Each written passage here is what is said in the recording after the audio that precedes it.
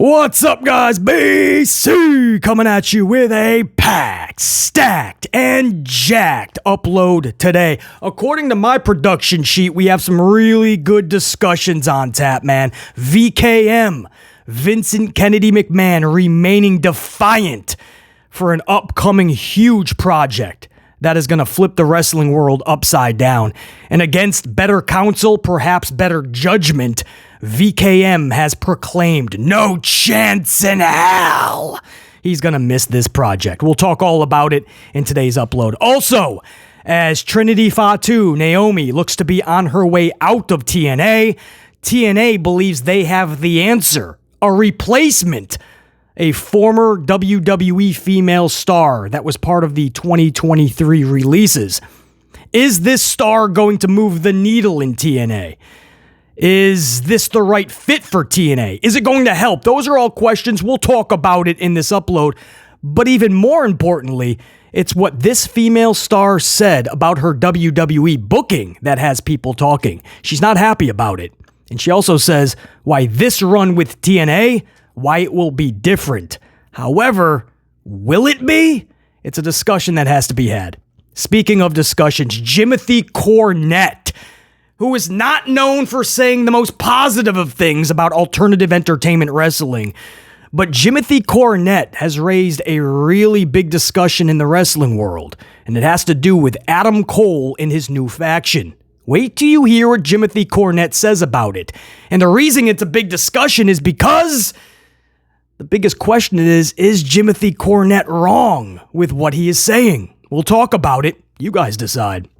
Also, I got the Raw rating for you. There's good news and there's not so good news with this week's number for the Red brand. We'll talk about that as well. Also, Paul Levesque McMahon, WWE not happy at all with one WWE Superstar who was doing promotion outside of the States. There was an incident that happened on live TV during a talk show. I think you guys know where I'm going with this. And in a huge update, WWE is not happy at all. Will there be consequences, repercussions for this superstar's actions? And why Paul Levesque McMahon is absolutely furious with this dude. We'll talk all about it. It's coming up. I also got seven names that is in the current pot where WWE is picking from for the men's Royal Rumble surprises. 7 names. Not all 7 are going to be. So it's only going to be maybe a handful. But the bigger discussion is, are these names big enough? Is this going to get you captivated or excited? Are these truly surprises? We have to talk about them. 7 names that are in the current list of surprises for WWE at the Royal Rumble for the men. So we're going to have that discussion as well. I told you it was a packed, stacked, jacked upload today. I told you there was a lot of good discussion, so there's no time to waste. Let BC get a huge swig of coffee, and then we're going to jump right into it. And I ain't even going to make you guys wait, man. We'll talk about VKM right from the jump. Salute to my unit. Salute, guys. And before we get into it, speaking of coffee and saluting my amplified unit, a couple of big shout-outs to a couple of subscribers. Recently, our last upload, I believe, via the Super Thanks Super Chat option down below in the comments, Anthony Bowley and Jimmy Fingers 19, Gold Card members, Board of Directors, channel members, throwing a lot of coffee at the channel. I appreciate that big time, Anthony Bowley and Jimmy Fingers 19. Anthony Bowley put a 50 spot down. We call that a banger bomb. A lot of coffee thrown at the channel, and then doubled down in the last upload with a 20 spot.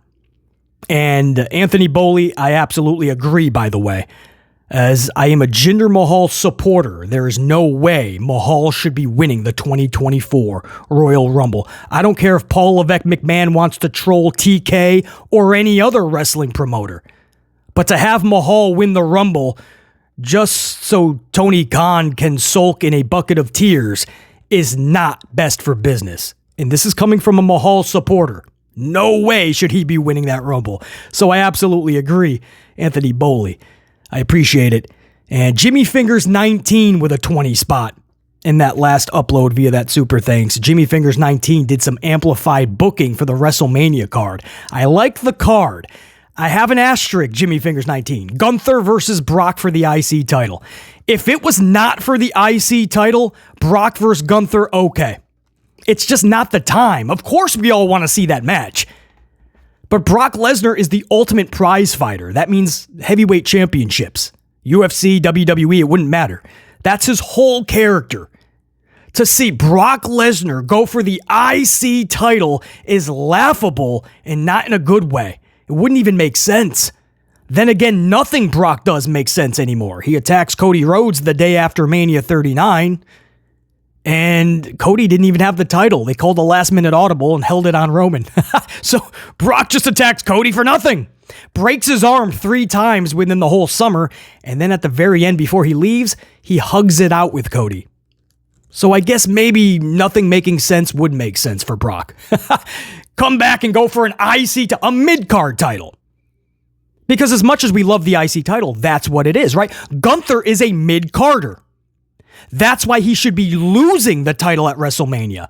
Going against Brock, there's no way he can lose to Brock. No way, man. That'll absolutely devalue Gunther. Gunther has to lose the title at Mania so he can be propelled to the main event scene. Because he's a mid-carder. We all know that, right? Look at his whole 2023. All of his matches. Gunther versus Bronson. Gunther and, I don't know, Tommaso. Gunther versus Miz. Gunther versus Chad Gable. Right? But it's time. It's time to go Gunther versus Seth Rollins. Gunther versus Randy Orton. Gunther versus LA Knight. Gunther CM Punk. Doesn't matter the brand. Whichever brand he shows up on. Over the next several years. You got to make these main event matches happen now. Gunther is right now fledgling in the mid-card. He's actually starting to go backwards. You guys saw my Raw review. You guys saw what they booked him in this week. After weeks off, him and his significant other have their new addition to the family. That is awesome. Congratulations to Gunther and his fam. He goes away for a few weeks to be with the newborn and his fam. That's awesome. So in that time, you book something really special for his return. All he did was announce he's going to be in the Rumble, and then he was immediately out of the ring. They went to an Xavier Woods Ludwig Kaiser match. Gunther is becoming irrelevant now. He's held the title for a while. We've all liked it. This is how you book him, we said, right? Gunther's a beast. Because he is. But let's not start going backwards. And this is the time now. Have him drop that title, and it's time for him to go into the main event scene. Gunther versus Brock Lesnar is not going to allow him to do that. Brock takes the IC. Brock Lesnar is going to walk around with a mid-card championship. I don't see it, man. I just, for some reason, there's a portion of the pro wrestling world that just thinks Gunther and Brock has to happen at Mania for the IC title. Nobody's thinking about this anymore. It doesn't make sense. Brock would never go for the IC title. And it's not Gunther's best match right now. In the future, of course I want to see it. This is not the time. I don't know. That's my asterisk. You know what? I might be the odd man out there on that, man. That might be the hot take. But I don't see Brock Lesnar in an IC title match. I'd rather it no title. Give me Gunther versus Brock, no title then. Because the IC title ruins it for me. It just doesn't make sense. It makes me laugh. I can't say it's a good laugh, like I'm at a comedy club having the time of my life. No, it's one of those laughs like I'm rolling my eyes at the same time and I'm turning around and I'm walking the opposite way. Other than that, Jimmy Fingers 19, I like the amplified booking for Mania. Anyway, I wanted to give those 2 big shout outs. Anthony Boley, Jimmy Fingers 19, man. I bust my ass for you guys on this channel. And I always want to make sure that you guys are entertained, but also that I am providing thought-provoking conversation. And, you know, these topics that make you think, you know, that are intriguing as well, while being encompassed in an entertaining form. So hopefully I'm doing that for you guys, and to see that level of appreciation and support for the channel, I just want you guys to know that support is right back. That appreciation is right back to you guys, man. Because my amplified unit makes this thing go round and round. That is every single subscriber. That is every single red team go. And especially my channel members, man. My gold card unit. And again, I shouldn't be shocked that this level of support, Kofi's being chucked at the channel, is actually from my gold team. I shouldn't be shocked. Salute, guys. Jimmy Fingers 19 and Anthony Boley. Never needed. It's appreciated, though, man. Big time. All right, so let's get into it, man. Vincent Kennedy McMahon. Let's start there. What do you say? There is a massive project coming up.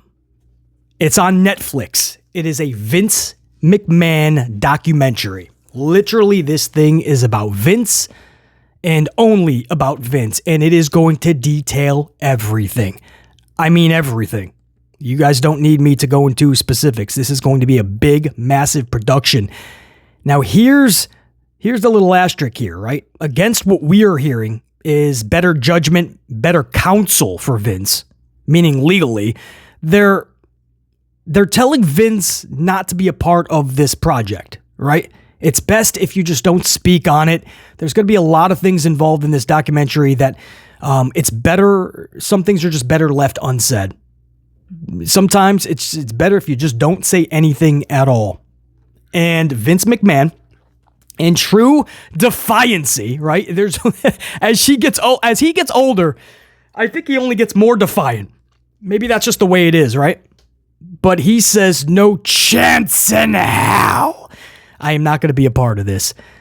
Vince loves this type of confrontation. Vince loves to get into those weeds, so to speak, his words. And Vince is, whether it's going to be more damaging for him or to him or not, he's going to get in those weeds and he's going to try to control the narrative. He's going to try to control this documentary, which is just not going to happen. I mean, Netflix, these producers, these directors, they're going to make sure that this story is told and it's not tainted by Vince. It's got his side of the story, his part of it, but this is not going to be Vince controlling this project. And I'm pretty sure that's what Vince is used to. So, Vince McMahon here, this is big. Vince McMahon, from what we are hearing, is going to be partaking in this documentary. And again, WWE does not have final say on this. So Vince McMahon is going to be talking, from what we're hearing, about all of the, we're talking the paralegals, all that. It's going to be interesting. Sometimes, again, it's best just don't say anything. Just turn the other way, walk. People are going to talk, let them talk. If you just say sometimes it just makes things worse. Stop. But Vince is going to, he wants to make sure that his side is out there. So I guess if he truly feels, I don't know if this is going to be Vince trying to defend himself or if this is going to be Vince just like literally trying to control the documentary. This is what I said happened. Therefore, that's how it went down. This is my story. It's the only story. It's the only version you need to hear. Everybody else is irrelevant. Going to be interesting, but Vince McMahon, against counsel, is going forward with this documentary. We're hearing he already had a couple of interviews, and he's got one left, right? A lot of these individuals that are being interviewed, they're being interviewed a couple of times. In Vince's case, we're hearing 3 times, because they update. This whole thing started well over a year ago, just so you guys know. So you kind of go back and you learn information. So then you have to go back to the people that you have interviewed and you try to get more word, more comment. Happens all the time. And apparently there's going to be a 3rd. But Vince McMahon, he is partaking, man. This documentary is really going to be the talk of the town. This is gonna rock the wrestling world. I think it's going to be one of those type of documentaries where everyone's going to be talking about it. You talk about thought-provoking. You talk about intriguing. You talk about a lot of discussions arising from this one, I don't know, what do you think, 90 minutes maybe? It's going to be wild, man. Vince McMahon is going to be already was. He'll be a part of this project.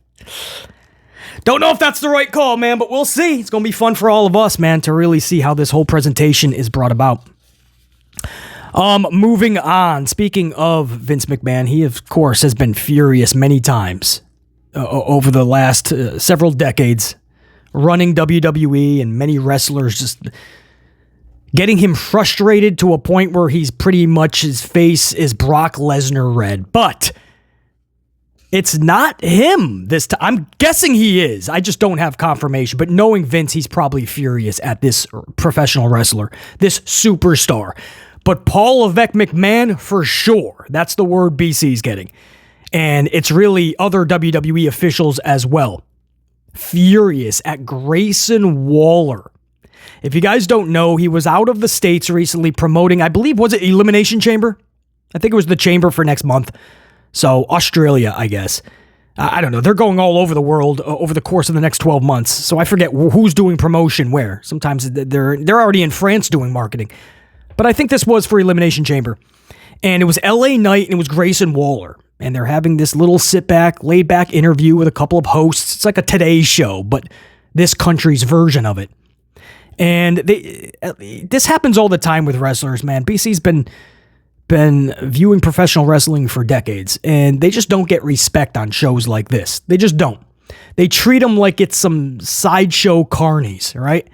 So you could just sense it in their questions. They don't know a damn thing about pro wrestling, so they just know what they were brought up on, right? That it's a laugh. So everything they say, it's always with a smile, and they just look at them like they're some geeks or whatever. And Grayson Waller was sensing this the whole time. So then they start asking stupid things because, again, they don't know pro wrestling. So the lady interviewer is like, can you do some moves? Can you do some moves on us? And LA Knight has no BS. There's, some people have a BS meter. They can raise their meter a little bit to meet your BS, right? And you can have a BS conversation, right? A stop and chat. BS each other. Yeah, I'll call you. Yeah, we'll make plans this week. And you never hear from them again until 6 months later when you accidentally bump into each other again and you BS each other that you're going to make plans. LA Knight doesn't have that. So LA Knight is looking at her like, what are you talking about? Can I do moves to you? This girl wants him to perform some moves on her, and everybody just starts laughing because it's so dumb. Like, do you even know how that sounds, by the way? Can you perform some of your signature moves on me? LA Knight's like, you want me to put my moves on you? So, but it's just a dumb thing. LA Knight doesn't even want to get off the sofa. This is like a day off for him finally, where he just gets to talk, and you want him to, what? And they give you the, you want to give you a power bomb? So then he switches over to Grayson Waller. Like, Grayson, you take this, right? So then the guy interviewer or host, because there was a girl and a dude, and a lady and a dude, and the dude is like, what about our production manager? Or so I forgot what he said. He calls off somebody from off stage, like a production manager, video manager, somebody. So this young dude steps up. He's in like shorts and a shirt. Right? You're thinking like a manager of some sort. He's got like a suit and tie. This guy's coming in, shorts, t-shirt, something like that. And he's like throwing up his dukes, right? Like, yeah, come on, man. Yeah, give me your moves. And Grayson Waller's just not having any of it.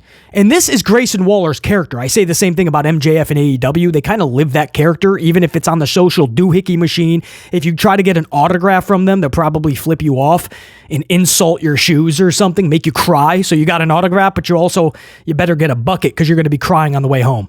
That's MJF. That's Grayson Waller. That's why I like these dudes. They actually have good characters. The booking, that's another story. But Grayson Waller, I mean, that's what I love about Grayson Waller. He steps up and he starts flipping out. He's like, you think this funny? Are we just a joke to you? You just laugh at us? You don't understand. If I come over there, this is basically a quote. If I go over there, the police are going to be called. Because I'm not just going to fake punch. This is a quote. I'm not just going to fake punch you. I'm going to knock your ass out. You think we're just a joke. You think this is just fake.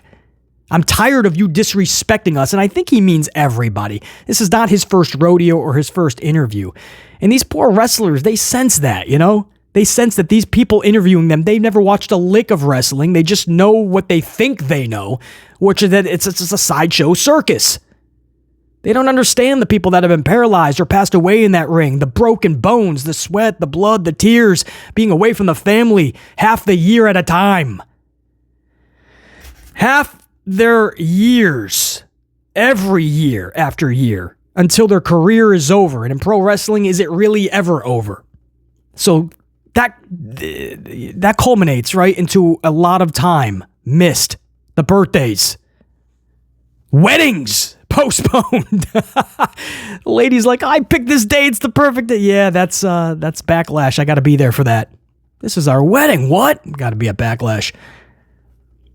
The birthdays, the holidays, the travel, they don't understand all of that. So when you're getting interviewed and these people are just laughing at you, like you're just a joke to them. Everything they say is with a smile. Oh, can you do that? Can you do the power bomb? Oh, the power bomb. How funny is that?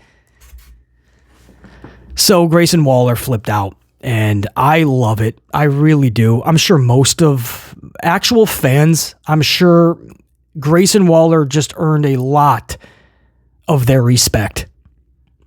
He got a lot of their respect, for sure. He got BC's, even more than I already had. You know, again, the booking makes me... Grayson Waller, he can come out and I couldn't care less. I roll my, here comes a Grayson Waller match. And it sucks. But the character, man, and how he portrays himself outside of the ring, I cannot applaud and respect that enough. So if you're a fan, you love it. If you're WWE, he's in the doghouse, right? And I'm hoping I'm hoping that Paul Levesque McMahon in the suits and ties understand how much admiration we are showing Grayson. So I really hope that changes. But from what we're hearing is Grayson Waller took a lot of heat from Levesque McMahon. I do kind of believe that's got to be from Vince and maybe even Ari, but there is a general consensus over the last several years not to look bad in the spotlight. And when I say spotlight, I'm not talking WrestleMania. I'm talking like these television shows. A late night show with maybe a Jimmy Fallon or a Today Show or Live with Kelly and Mark, who used to be Regis. Much love and respect to Regis, way up high. But one of those type of shows. Wherever you are, promotion or autograph signings, showing up to a mall to do an autograph signing, not looking bad because you don't want to put the company in a bad light or paint them in a bad picture or light. Vince was really high on that over the last several years. And so when I heard this, and I heard it was Paul Levesque McMahon, not Vince, I'm just going on what I know over the last several years, is this sounds like something Vince would be furious about. So while Paul Levesque McMahon would be as well, I can't help but think that a lot of this is coming down from Vince. Like, you better handle this. I don't know. But Paul Levesque McMahon is what I heard. A scolding to Grayson Waller because that hurt them big time. For non-wrestling fans, for people that caught this story, watching that show and seeing Grayson Waller act like that, that's exactly what WWE did not want. Again, fans, we love it. He's sticking up for pro wrestling. I get so prideful myself just talking about it. But for WWE, for the McMahons, which includes Paul Levesque McMahon, they don't like it so much. That's exactly the opposite of what they're going for. They want the smiles. They want Cody Rhodes to be smiling at the autograph session. They want Cody Rhodes to be smiling in Australia for the autograph session. They want Charlie Flair to be smiling wherever she goes into that mall or into another country to do some marketing. They want these golden childs, right? The Charlie Flairs, the Cody Rhodeses. They want them to be smiling ear to ear, hunky-dory. WWE is here to bring smiles to your faces. Have a nice clean-cut interview, take all the BS that you're giving us, and hopefully you're going to invite us back. So Grayson Waller just broke the mold, right? Grayson Waller just broke the cycle. And he kind of went into Grayson Waller business, which is what has worked for him. You know, if the booking is going to be so bad, sometimes, hey, make the headline yourself. But we're going to see. Hopefully, like, cooler heads prevail over the next 48 hours. And hopefully by SmackDown, you know, he's got this thing with Owens. Is that over by now? I'm hoping it is, because that never went anywhere. But I don't know. Cooler heads prevail, and hopefully they will use this as momentum. Or they could totally take him off of SmackDown tomorrow night. We'll see. But that's a big story, guys. Also, we'll stick with WWE Raw rating this week. It's in. And it's a good news, not such good news scenario. Now, I never use competition as an excuse. You guys know this. But there was mega competition this past Monday. It wasn't just Monday Night Football. This was a playoff game. Playoffs? The playoffs. This was a big football game, the playoffs, and also you had the Emmys. So while the dudes are all watching the game, the ladies are watching the Emmys. Maybe on another TV set somewhere. Maybe they have pitcher, who knows. But there's got to be an odd man out. It's either going to be the Emmys, the playoffs, or WWE. It's up to WWE to provide a really good show. Good enough to make people put that remote control down. Or at least have WWE Raw on the last channel button, not the Emmys or the football game. So let's just go right to the number. WWE Raw pulled a 1.4. Now, the good news is they didn't fall that much. It was a drop. I think they were high 1.4s last week maybe, and this week low 1.4s. So the good news is they didn't just get absolutely steamrolled to a 1.1, right? That's the good news. They stayed at 1.4. Now for the not so good news, the bad news. They can't get out of 1.4. I've been telling you guys, their average for the last several months, average is a 1.4. Now, if you follow numbers, even in 2024, even with cord cutting, even with streaming services, even with people watching highlights the next day and not live on cable, pro wrestling on a prime time slot like a Monday, a Wednesday, a Friday even, which is Fox, not cable, but they should be producing a 2.2 bare minimum. After everything has been taken into consideration, they should still, bare minimum, be at a 2.2. So the fact that 1.4 is their normal, because guys, this is without playoffs and Emmys. So could you imagine if that competition wasn't there? Would it have gone to a 1.6 or a 1.7?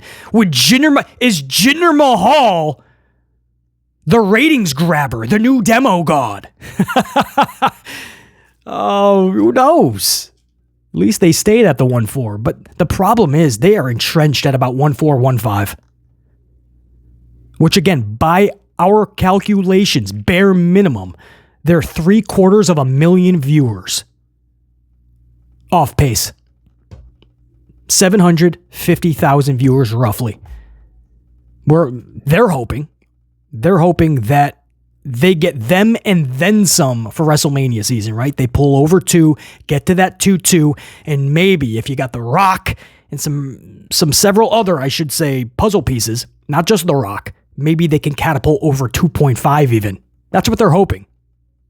It's Mania season or bust to pull something like that. Because these week-to-week shows, Paul Levesque McMahon has a very risky philosophy here. He's just going to put on random wrestling matches. Like this past week, 4 tag team matches.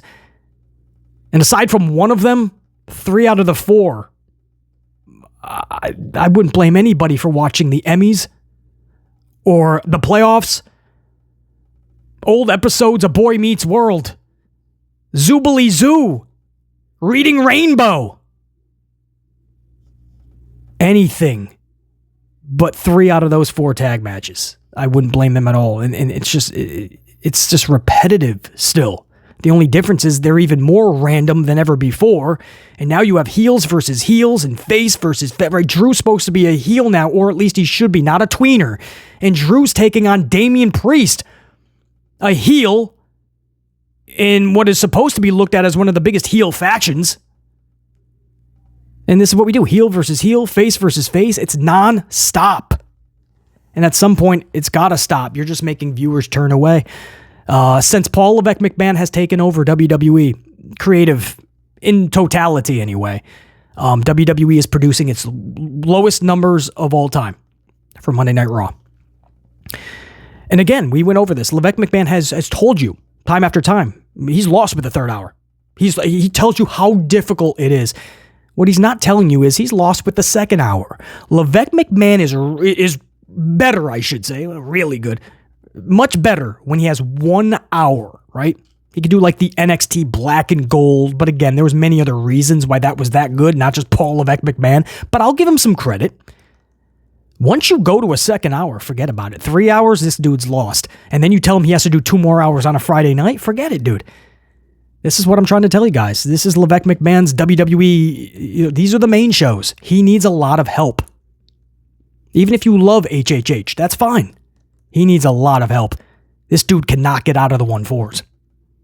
Again, the fact that they had stiff competition and at least stayed at 1-4. Man, people tuned in to see Jinder Mahal and Sethington Rollins. I wonder why. It's not like there was any added spotlight on them. Was there? Speaking of that little bit of a tease, let's go over to Alternative Entertainment Wrestling, man. AEW. Jimothy Cornette, former WWE manager of Yokozuna with Mr. Fuji and many others. I don't know why. I always think of him with Mr. Fuji and Yokozuna in that damn tennis racket. But Jimothy Cornette now has, I don't know if it's a I don't know. I don't listen to any of this stuff, guys. I never have the time, but I guess it's I truly don't know what it is. Like just a show on the tube? Is it like a podcast? Is it a mixture? I truly don't know. But a lot of fans feel like his show is just ripping AEW all the time, whether justifiably or unjustifiably. A lot of people feel that way. But every once in a while, a discussion kind of ignites to another level, and usually that's because there's substance behind the words. I'll give you guys an example of this discussion that's kind of been illuminated a little bit because fans feel a certain way. Cornette says this about the new AEW faction. What is it? Undisputed Kingdom, International Kingdom, Waffle House Kingdom, whatever Cole's new group is. Jimothy Cornette says, and I quote, Cole did a promo and tried to put the group over as legitimate after they've been used as jobbers and comedians for months. They're all dressed like bums in sweatpants. Adam Cole looks worse than all of them, like he just rolled out of bed. So Jim Cornette absolutely just ripped them apart before the group actually got rolling, which is what some of the fans got upset with Jimothy on, right? They just formed. Give them a chance, man. And then you had the fans that are like, no lies detected. And that's where BC kind of comes in at this. Usually when a discussion goes to the next level, it's because there's some substance behind the words, right? I've said from the jump, Adam Cole, and it's unfortunate that he's been injured a couple of times too. So, I mean, this guy, it was just like a jinx or a black cloud since he got over to AEW. You know what I mean? Like he had a big decision to make, and he chose AEW, and I'm sure his wallet got fatter for sure. But in terms of booking, it's almost like not as bad. But you remember when Bret Hart went to WCW and it was just a recipe for disaster from the jump. And then the Goldberg thing happened and Bret Hart's career was done. And it's like, wow, you can't help it. I know the turmoil in WWE and the animosity with Vince and all that. But wow, that one decision, it actually like ended Bret's career. And then you look at Adam Cole, and ever since he went to AEW, I mean, no matter what, this guy was like the Owen Hart tournament winner, correct? They book him in this devil angle. They give him, he's the leader of a faction. I mean, it's not like Tony Khan isn't trying with Adam Cole. It's just not good. It doesn't connect. Like, Adam Cole just doesn't connect. The ratings, unfortunately, I'm not even going to go there because it's kind of sad. But ratings-wise, backwards. But it's just like the way that you feel when watching these segments, something is not clicking. Whereas in NXT, if you guys remember the Undisputed Era, man, Adam Cole was on top of the world, man. It was absolutely wild how big these little tiny humans, right? The group was not big. They just weren't, right? You had little Roddy Strong. You had Cole. You had little Bob Fish. Who was the other one? Bobby Fish's partner there, man. Not Roddy. Who's Kyle O'Reilly. Tiny dudes. A couple of them like they go to the gym once a month, maybe. But they were over. And Adam Cole was the leader. I mean, you thought the sky is the limit. You started hearing these weird stories that Vince McMahon was going to have Adam Cole as Keith Lee's manager. So that was one of the big decisions, I can speak, why he went over to AEW. Guys, there was never any merit of that. When that broke out, both wrestlers said they never heard of that. Then all of a sudden, once Adam Cole joins AEW, he's like, well, now that I think of it, I guess I heard in a roundabout way. No, you didn't. You said you didn't. That's about as true as Vince McMahon was going to take the title off of Gunther and stop his push, when he's the one who put the title on Gunther, and he was the biggest advocate of Gunther. Vince is the reason that Gunther got promoted so fast from NXT. Vince McMahon loved Gunther, and there was these reports that he's gonna rip the title off him. The push is ended, and he can't stand Gunther. And by the way, that report came when he was still champion and still winning matches. So you just hear these weird reports. Never has there been any confirmation or anything close to that. But I'm not saying stay with WWE for X, Y, or Z reason anyway. He chose AEW. That's fine. But the facts now, here we are all these moons later. Adam Cole in AEW has not worked. That's the problem. Again, nobody's fault. Adam Cole got injured a few times, unfortunately. Tony Khan has booked him in some prominent stuff. It's not connecting with the majority. And we have to find out why. Again, because in NXT, he was really over. It was just really good booking. Everything was firing on all cylinders. And in AEW, it's not. So that's the discussion. While people are ripping it and other people are defending it, BC's looking at it clear view. Clear view. I'm not ripping it. I'm not defending it. I'm calling it exactly like I see it. When I see Adam Cole on the screen, I hope to be captivated. I know it's in him. This isn't it. So I think the discussion that needs to be had is, what can they do to make Adam Cole feel special again? And is this group the way? I don't know. I'm leaning more toward absolutely not. But I'll leave that in the eye of the beholder. I mean, that's for people that watch this religiously every single Wednesday night. And that's the problem, right? More and more people are tuning out of it every Wednesday night. They just dip back into the 700,000s in the ratings. That's what I mean, man. That's what I mean. They're telling you when something works and when it's not. So it's interesting, man. Jimothy Cornette's, he's used to taking heat for these takes, but this, again, is a conversation that kind of went to the next level, and usually that happens when there's substance behind it. So interesting to see how you guys feel about it, but BC has told you for a long time, Adam Cole, even when he's out on injury, just feels like he's not even there. And he's done some pretty big things, I would say, while with them. In the short amount of time he's been able to be in that ring, it just doesn't connect. What is missing, man? What is so different from NXT to AEW that has him so irrelevant when Tony Khan is actually trying to put him in good positions? I hope that makes sense, and I hope they can correct it. To do such, they have to find the answers. And moving on, we'll talk about this wrestler. This is one of the releases from 2023, a female release, Dana Brooke. Now, this caught a lot of people by surprise when she was released. Not because she's some immaculate wrestler in the wrestling world is like, what? Like Mickie James? Like, how the heck do you lose somebody like Mickie James? She can be 52 years old and still run in circles around a lot of these talents. That's how good she is. She still looks phenomenal. Legit MILF to definition. But Dana Brooke, it surprised a lot of people because it seemed like she was a lifer, right? Even though her skill set was not up to par to a lot of individuals in that locker room, it felt like they were never going to fire her. It's almost like she had something over the suits and ties. That was a running joke, right? But no, then all of a sudden, 2023, during those releases, Dana Brooke was released, cut from the company.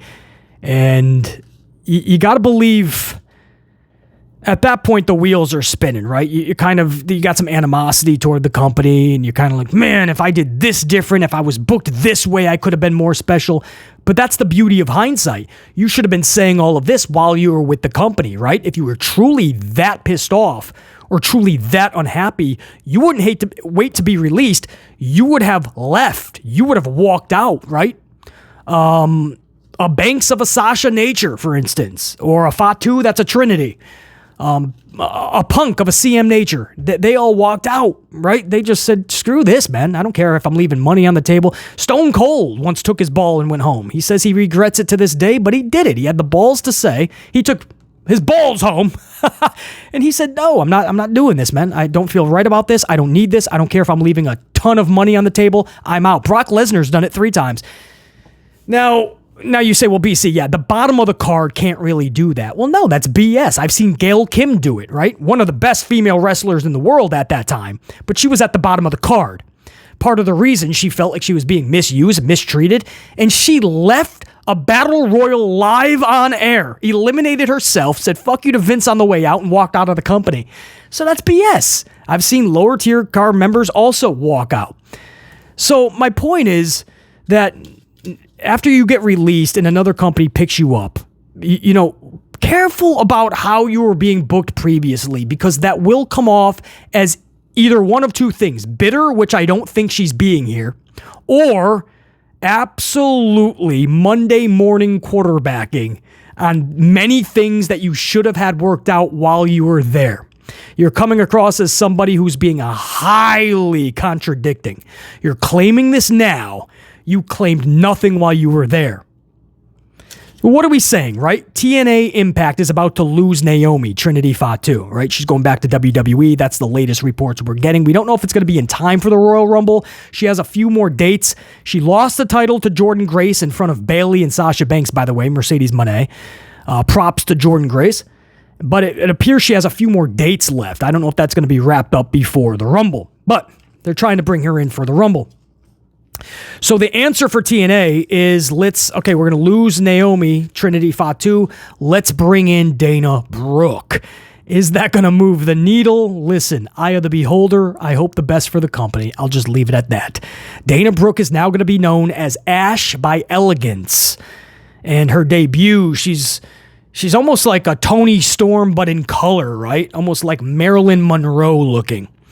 And Ash by Elegance, Dana Brooke, is now doing interviews, right? She can now speak out. The non-compete clause is done. She's signed with TNA. She can talk about her past with WWE, and she wasted no time doing such.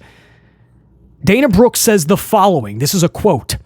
I honestly think the WWE didn't believe in me, you know? Producers, TJ Wilson, Natty's husband, was a very big advocate for me, and he would always be like, Dana, you can do it. Dana, you can do it. Dana, you can do it. And it wasn't happening. And I wasn't that girl. I wasn't the girl that they were trying to push to that next level. I was the one that was always given to take the pinfall. And I was okay with it. She does admit that. I was okay with it. Remember that statement. Thinking in my mind, there's going to be a shot down the road. There's going to be that next time. And there just never was that next time. I fought so hard. I'll never forget this, and I think it was 2018 or 19. It was the Money in the Bank match where I wanted to hang from the briefcase high above and swing from it and fall on a pile of girls that are going to catch me. And they were like, no, that's a little too dangerous. I'm like, do you know that I was in gymnastics for 18 years and the bar was that high? Like, I would do double backflips and layouts from underneath the bars. I promise you I'll be okay. Just let me do it. And it would be a wow factor, I promise you, she tells WWE. And I just don't think that they had the confidence in me to allow me to do it. She goes on to say, in another whole paragraph, I'm not going to read it all, but she goes on to say how if she feels like they didn't believe in her, she feels like most of the time it was just being unheard. The problem is if you go back to what she said, and again, that quote, is I was the girl to be given, to be taking all the pinfalls, right? Everyone's going to beat me. And I was okay with it, thinking I'll get my time next time or in the future. The problem with that theory and notion is that she wasn't there for just months, right? That's the way of thinking. If you're there for a few months, you know you're a big star and all of a sudden you're eating a lot of L's and you're like, all right, they're just taking some time with me maybe. I'm like Braun Breaker right now. I'd be pretty upset if I'm Braun Breaker. I mean, I'm seeing people get championships and get called up to the main roster way before Braun Breaker.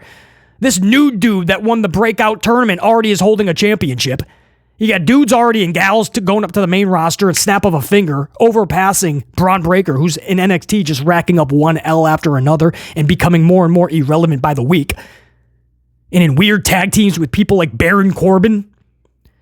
But the problem with Dana Brooke, Ash by Elegance now, She was in WWE for years. So it's going to be hard to sell people on the fact that you thought 2, 3, 4, 5, 6 years down the line that something was going to change all of a sudden. After 6 years of being a jobber, we're all supposed to go, whoa, it's Dana! She picked up 5 W's in a row! You have to be smarter than that. That's why a lot of people are not buying that statement. I was the girl that, right? It's almost like playing the victim now. I was the girl to take all the L's, but I always thought my time would come. And I believe that she thought that. Trust me. There's no BS in that. That's the problem. It weighs on your shoulders then. You have to know that after a certain amount of time, this is not good for your career. But you keep getting those paychecks, right? So you keep being silent about it. And then when you're no longer getting those paychecks, now all of a sudden, they didn't believe in me, man. I was pitching all this stuff. I swear, man, it could have been better. Man, it was them. It wasn't me. It takes more than just coming up with a money in the bank spot. Because that's another issue. She truly believes this. And again, I truly believe she believes every word she's saying. That's great. That's also the problem. She is saying, and I quote, I remember 2018 or 19 Money in the Bank. I wanted to hang from the briefcase, swing on it, and land on a pile of girls. Well, we've seen spots like that where the wrestlers are hanging, right? Some of them are falling. We've seen that before. First of all, if you think that's the problem, right? If you think a spot is going to get you over, like this is Mick Foley, Hell in a Cell, right? Couple of big spots in the match, and this guy has a legacy for a lifetime. If you think hanging on the Money in the Bank briefcase is going to catapult Dana Brooke to superstardom, that's delusional thinking. Dana Brooke has to have the character that's going to connect with the fans. Dana Brooke has to have consistent booking. More than just W's in a column, by the way. Consistently good booking. If you think that an idea that you're going to hang from the Money in the Bank briefcase and land on a bunch of females is going to skyrocket people's interest in you, this isn't Hell in a Cell, Undertaker, Mick Foley anymore. Everybody is doing those spots left and right. That's the problem with today's wrestler, by the way. They think if they do a couple 2-tree, high-flying, 720, inadverted 650 plancha splashes, you're going to remember them for a lifetime. No, we're going to forget about that move and that match 6 minutes after it's over because the next 2 gymnasts are going to be in there doing their flips and dives. So it doesn't matter. See, that statement, do you not know I was in gymnastics for 18 years and the bar was that high and I used to do flips off of it? That's the problem. Pro wrestlers today have a gymnast mentality, and they have that mentality because most of these wrestlers are gymnasts. Either actually did gymnastics or that's what they would be doing had they not gotten into wrestling. Because either way, they were on that damn trampoline every day after school. So, no, I know this is one of the big stories in the pro wrestling world right now, right? Dana's calling out her booking now and how WWE didn't believe in her. Does she understand? And this is no shade at all. I've always actually liked Dana Brooke. I'll be the first to say, and she busts her ass, by the way. One of the reasons I like Dana, Ash by Elegance, she busts her ass. She always did try to get better. But the fact is she was still 40% to many of those wrestlers. Guys, if you're putting Sasha Banks, Mercedes Moné in there with Dana Brooke, and you're telling them, we need you guys to go 22, 23 minutes. One is going to look like a bona fide superstar. The other one quickly will look the opposite.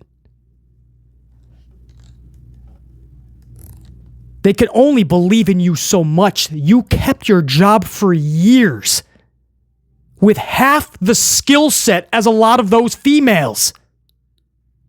That is exceptional. Sounds to me like they really believed in you. You had a lot of TV time over the years. There was just never that connection with the majority of the crowd. I don't know about the WWE didn't believe in me line. I don't. You got shitty booking? Join the club. 99.99% of that locker room, like a Clorox wipe, 99.99% will tell you they get shitty booking. And a lot of them have a lot more talent than you. Get no shade. They just have more talent. That's simple facts. And they just can't get the booking. Talk to a Ricochet or an Ali or a Dolph Ziggler. So many people with so much skill used as jobbers and then thrown to the wayside. Some of them could work the microphone. Others sucked at it, and that didn't help them. Everybody's got talent these days, and they can't even get proper booking. Why would Dana Brooke be catapulted to the main event of WrestleMania and getting all the championships? What do you mean they didn't believe in you? You kept your job longer, years longer than anybody thought you would. And in all those years, there was no connection. Sometimes you gotta take the ball. Grab those brass rings. At some point, it was just you didn't get over. And I say all this because I truly hope this moves the needle for TNA. I really do, guys, as much as you may laugh at that. Oh, come on, Dana Brooke, BC. Listen, Ash by Elegance.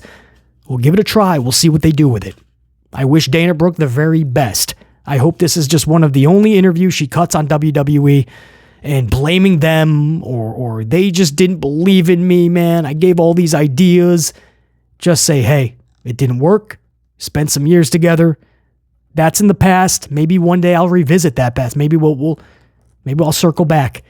But right now, this is about Ash by Elegance. And you're just going to see a lot of what you didn't get to see in WWE. Boom. This is not a good start to debut and then already be cutting these type of interviews. It's not a good look, man. So anyway, if you didn't know, TNA has officially signed Dana Brooke, Ash by Elegance. And she's already doing the interviews. She's already talking about the WWE. And then they wonder why these suit wrestlers don't work out and anywhere else. Because they can't stop talking about WWE immediately. Moving on, speaking of WWE, we'll go back to them. Royal Rumble. I got 7 names. These are the surprises for Royal Rumble for the men. This is the current pot of surprises. Not saying you won't see 1 or 2 different ones, or maybe you'll see all 7 of them in the Royal Rumble. But these are the names that we are hearing. Again, I only have the men's list. I'm not hearing too much from the women. That's pretty much kept... That is a closed lid right now. I don't even know if they have anybody secured. That's a big name. Like a Mercedes Moné, AJ Lee. I don't know, man. But for the dudes, these are the 7 names. And again, I'm not promising that these are actual surprises. This is just who they are looking at as the surprises. Some of these are just underwhelming to another level. Sheamus returning at the Rumble. I'm giving you who I'm hearing, man. I understand. BC, how's that a surprise? He's still on the current roster. He was just out with a little injury. Not little. I mean, it was some nagging ones and some big ones, but yeah, it'll be good to see Sheamus. But if they're going to act like that's one, if he's taking one of the surprise spots, major botch by WWE. Sheamus. Braun Strowman is supposed to be returning Royal Rumble. I wouldn't be surprised if they set Gunther and Braun Strowman up. Again, I would stay away from Brock just because I don't want the IC title on the line. But then again, Braun Strowman becoming IC title, at least I believe that more. I don't see Braun holding a world championship. With Brock, that's more his character. He kind of has to. But Braun Strowman, who's also out with injury, I think that's his neck, right? Upper back, neck, something like that. So he was out since, I think that was May. It's like 9 months, right? May, June, July, August, September, October, November. Do you say? Yeah, 9 months by the time the Rumble hits around. 9 or 10 months. Braun Strowman. Bad Bunny. He's a bunny and he's bad. And Paul Levesque McMahon loves this dude. They're trying to work out a thing where he can actually just show up. We're not hearing that it's supposed to lead to a Mania thing, but you never know. These things, they show up and Levesque talks to him, and before you know it, they're walking out with a 3-date deal. Bad Bunny. Is that really a... I like Bad Bunny. He's knocked it out of the park every time he's been on air. In a match, promo. Man, we're wasting a surprise on that. How about this one? Shane McMahon. Here comes the money. Here comes money. Shane McMahon, man. The last time we saw him, WrestleMania 39. Leapfrogging over The Miz. I still remember that visual. He got some height like Michael Jordan. Unfortunately, what comes up must come down. And when you get older, sometimes that landing hurts a little more. Sometimes even more than more. And this was one of those cases that when Shane McMahon came down, he wasn't getting up without like referee Jessica Carr, I think it was. I think she was the referee in that match. Yeah, it was. Referee Jessica Carr and medical staff was going to have to help him up. This poor guy, I don't know why, man. I have so much respect for Shane McMahon. You guys know that. He doesn't have to do this. He just loves to do. He loves to perform. He loves to entertain. He loves to be in there, man. And just doing the wildest of things. He's always captivating. And he takes a lot of heat from the pro wrestling fans today, man. Oh no, he's going to take another spot. Here comes Shane again. The truth is, for BC, he entertains me way more than 90+% of these performers today. They have nothing captivates me. Shane McMahon, you just know he's just all in, man. The mannerisms, the believability, everything about it, the realism in Shane McMahon. I just love it. And this dude instantly goes down when he hits the ring. Snoopy Dogg saves the day. Snoop Dogg goes in the business for himself because he analyzes the situation and he knocks Miz out. And then referee Jessica Carr helps Snoopy Dogg along the way. But man, Snoopy saves the day. But Shane McMahon has been working his ass off. His son Declan cut an interview not long ago, and he goes, he's way above schedule, like ahead of schedule. And like his rehab, he's training, he's lifting. I mean, this dude, sooner rather than later. That's all Declan would say, man. Sooner rather than later. And now we're hearing it could be Royal Rumble. That was back in April. So that timetable, April, May, June, July, August, September, October, November, December, and January. 10 months sounds about right. And he's ahead of schedule. And you know he's not leaving like that. Shane McMahon is not going to end. His last WWE on-screen performance is not going to be with a blown leg, man. He's training his ass off for a reason. And I know he's going to be at Mania. Either a spot, a match, something. That's happening. This could be something that's going to set that up. And for everyone that's going to cry about this, he's taking a spot. Guys, it's a 2-night event. There's at least 16 matches, at least, if you add the 2 nights, okay? There's going to be some part-timers. That's going to happen. There's still plenty of matches and opportunity. It's your responsibility to connect with the crowd. The booking can greatly hurt or help you, no question. Sometimes, though, you got to look in the mirror and say, what can I do to get that spot? Shane McMahon is most likely going to have a 5 to 10 minute segment at Mania. It's not going to break WrestleMania or ruin careers. Relax. Everybody cries because we might be entertained. Anyway, Shanathan McMahon training his ass off. The training pics are always funny. He's got the big braces on, right? I mean, these wrestlers today, young wrestlers too. It's not just the olders, right? I think Shane's like, 51, 52 years old, something like that. But young wrestler, Tegan Knox has a brace on both legs, basically. She blew out both. Wrestlers that are so young are ripping up MCLs, ACLs, meniscus, Achilles. I mean, these injuries are piling up, and it's happening at a much younger age for these athletes. That's wild. Something is not right. And they're all walking around like RoboCop. I mean, all of these braces, you would think these are 65-year-old performers. Right? Coming through the curtain like RoboCop.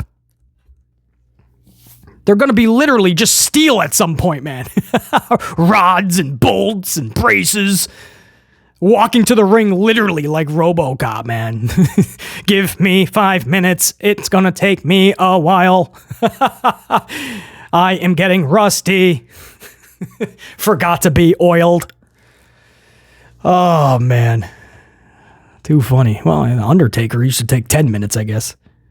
If that's the case, if every wrestler's taking 5 minutes, oh man, there'd be no matches, right? It's just everybody gets an entrance.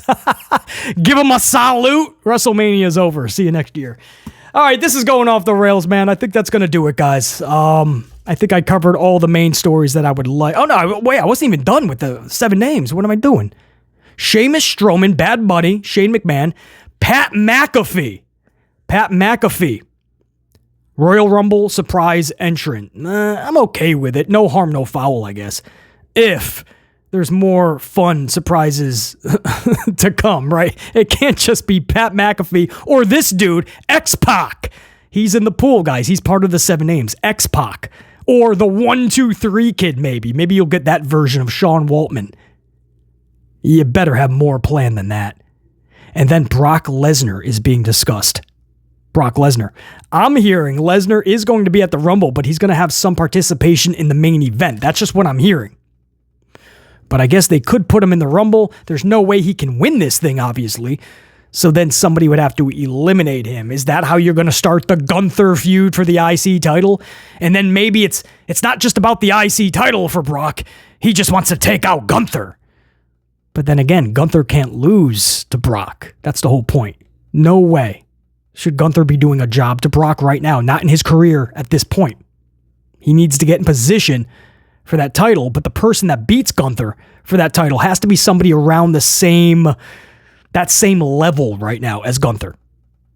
And then that title, that reign will ignite there. Gunther can go to the main event scene. So Gunther can't lose that match. Brock can't walk around with an IC title. That is beyond stupid. So then Gunther beats, I guess then Gunther doesn't lose the title at Mania. It's time for Gunther to go to the main event scene. He's starting to go backwards, guys. You can't possibly take this guy into SummerSlam in the mid-card. It's Gunther's time now. He's starting to feel irrelevant again. Not good. Lesnar in the Rumble is absolutely stupid. Those are the 7 names we're hearing. Sheamus, Strowman, Bad Bunny, Pat McAfee, X-Pac, Shane McMahon, Brock Lesnar. That's what I got for you. This went a little longer than I thought, but there was a lot of good discussion. I told you this was packed, stacked, and jacked. I wasn't BSing. Until next time, and there will be that next time. Top guys, we are out. BC saying, check you. I need you to do me one thing. Go long. Somebody's got to catch. This is a Hail Mary, and somebody's got to come down with this. We need that touchdown. We need that 7 points, man.